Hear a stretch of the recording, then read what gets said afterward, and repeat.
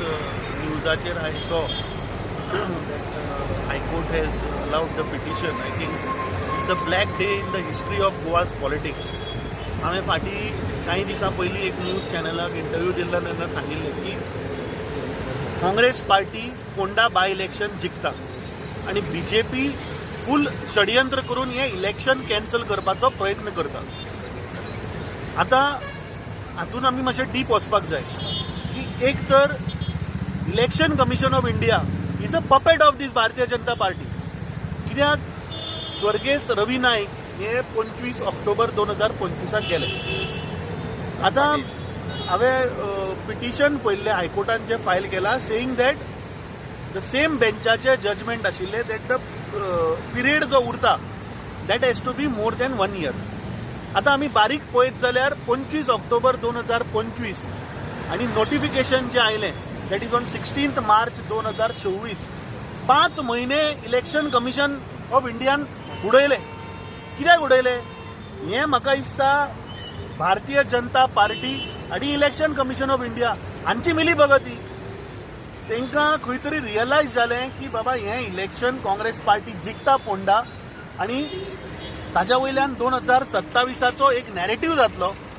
BJPक realise जाला की 2027 ते इलेक्शन जिखपाक शकना म्हणून हें षडयंत्र केलां. आतां म्हाका इन्फॉर्मेशन अशी मेळ्ळ्या, हांव आतां लॉयरां कडेन उलयतालो, there the AG who is the lawyer of the state government has made a statement की ते इलेक्शन जावपाक जायना म्हणून. So that means it shows very clearly that government didn't wanted to have this election. अरे जेन्ना स्टेटाचो advocate general makes a submission in the court that the government doesn't want to have the election, हाचो अर्थ कितें? Government कोणाचे? भारतीय जनता पार्टीचे. So Bharatiya Janata पार्टीच्या सरकाराच्या एडवोकेट जनरलान थंय सांगलें की इलेक्शन हें नाका, इलेक्शन हें कॅन्सल जावपाक म्हणून. So these proves that this is a nexus between the Bharatiya Janata Party and Election Commission of India. We were sure our candidate Dr. Ketan Bhatikar was winning there. आज सुद्धा सकाळी जेन्ना हांव गेला तेन्ना ground pulse was that tomorrow people of Ponda had decided that Congress party थंय जिखून हाडपाची. आनी I think this is setting a wrong precedent for the politics of Goa. म्हाका दिसता हें BJPचे आनी इलेक्शन कमिशन ऑफ इंडियाचे नॅक्सस हें एक्सपोज जाल्लें आसा.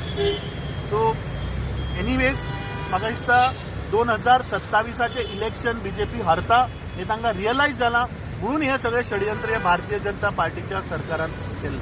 तर अजूनय चान्स आमी सुप्रीम कोर्टान वचून स्टे घेवपाक इतलो चान्स आसा? No, we will I will talk to our MLA advocate Carlos Ferreira that what legal steps we can take आनी what are the what how to go about.